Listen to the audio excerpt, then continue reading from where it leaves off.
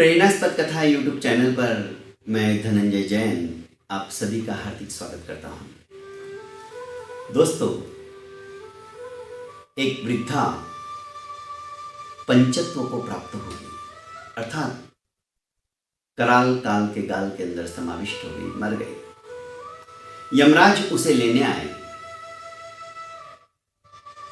वृद्धा ने पूछा कि आप मुझे कहां ले जाओगे?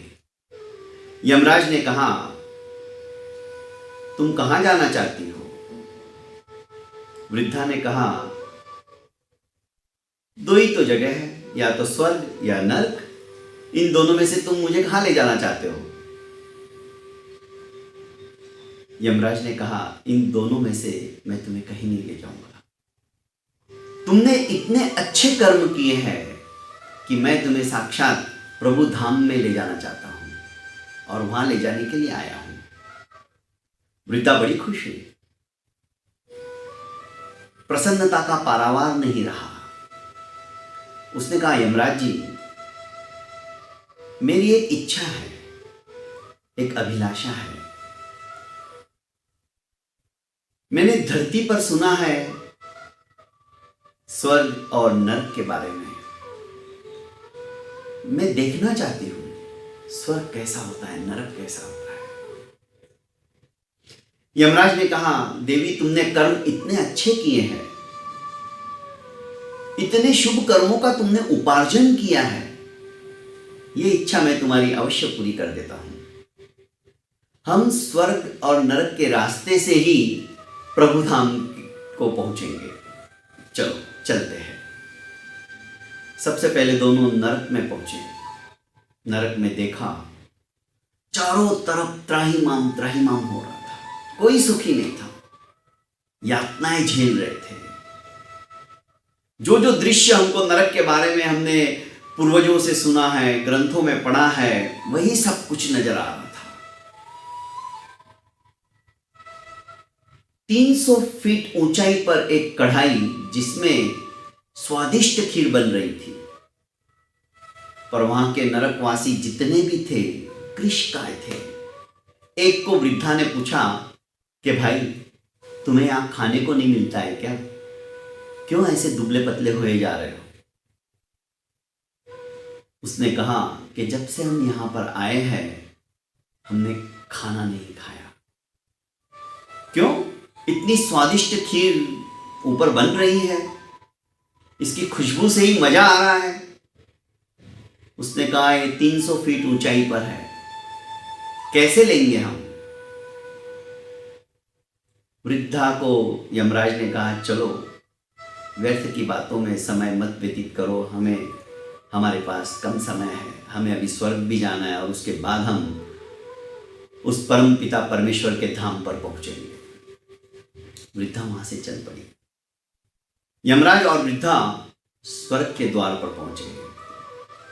वहां का वातावरण रमणीक, आहा, जैसा वर्णन हमारे शास्त्रों के अंदर किया गया है, जैसा हमने गुरु भगवंतों से सुना है, आचार्यों से सुना है, वही सब कुछ। मजा आ गया।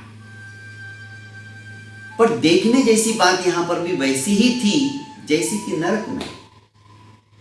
एक समानता थी उस कढ़ाई की जो 300 फीट ऊंचाई पर थी। वहां पर भी स्वादिष्ट खीर बन रही थी। उसे बड़ा आश्चर्य हुआ। उसने पूछा, इतनी ऊंचाई पर ये लोग कैसे खीर खाते होंगे? फिर भी पूछा एक से कि भाई, तुम इतनी स्वादिष्ट खीर तो बन रही है, पर इतनी ऊंचाई पर है, तुम इसका रसास्वादन कैसे करते हो? उस व्यक्ति ने कहा, यहां पर जितने भी लोग हैं, सभी अपनी अपनी कला में परिपूर्ण है। कोई कारपेंटर है, कोई क्या है, कोई श्रेष्ठी है, हर एक के पास एक एक कला है। कोई चित्रकार है,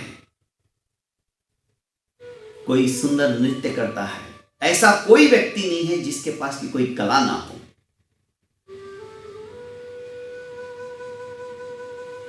इस कारपेंटर ने सुंदर सी सीढ़ी बनाई। हम उसी सीढ़ी पर चढ़कर यथेप्सित खीर का रसास्वादन कर तृप्त हो जाते हैं, कोई भूखा नहीं रहता है।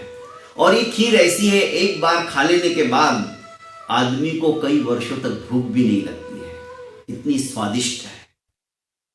भगवान के लिए सभी बच्चे एक जैसे होते हैं।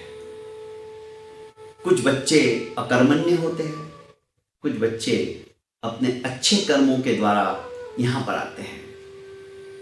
आप अभी नरक से होते हुए आई, वे सभी अकर्मण्य हैं, उनको बैठे बैठे खाने को चाहिए।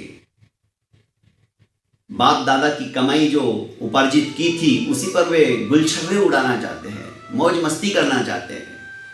कर्मों का फल तो भोगना ही पड़ेगा। पर जो कर्मठ होते हैं, जो काम में विश्वास रखते हैं, अच्छे कर्म में विश्वास रखते हैं, दान करते हैं, पुण्य करते हैं, किसी का भला करते हैं, असहायों की सहायता करते हैं, ऐसे व्यक्ति ही स्वर्ग तक पहुंच पाते हैं। दोस्तों, वृद्धा को सब समझ में आ गया। यही सब साधन नरक में भी थे, स्वर्ग में भी है, पर वे अकर्मण्य थे, उन्होंने कभी कुछ अच्छा कर्म किया ही नहीं। कहने का अभिप्राय है, संसार के अंदर उस परम पिता परमेश्वर ने हमें भेजा है, हम उसी की संतान हैं। वे ऐसा कभी नहीं सोचेंगे कि मेरी संतान को दुख हो, तकलीफ हो, परेशानी हो। उन्होंने सबके लिए एक जैसे नियम बनाए, पर कुछ व्यक्ति अपने स्वार्थ के वशीभूत दूसरों की तरफ ध्यान नहीं देते। अपने बाजू में ही कोई तड़फ रहा है, बीमारी से, व्याधि से ग्रसित होकर मरना सन्न हो रहा है, फिर भी उसकी तरफ देखेंगे तक नहीं। यह स्वार्थ कितना बुरा है। आज तो महामारी का समय चल रहा है, एक दूसरे की हेल्प करना तो दूर, आज हम अपने परिजनों को भी कंधा देने से भी डरते हैं, कतराते हैं। कितनी दूरियां बढ़ गई है। दोस्तों, विषय से विषयांतर में नहीं जाता हूं। भगवान ने हमें अच्छे कर्म करने के लिए यहां पर भेजा है। मनुष्य जन्म अनंत अनंत पुण्यवानी के पश्चात हमें प्राप्त होता है। अच्छे कर्म करने के लिए हमें यह मानव जन्म मिला है, वरना पशु में और हमारे में क्या फर्क है? क्या फर्क है? इतना ही कि हमें 2 पैर है और उसको 4 पैर है?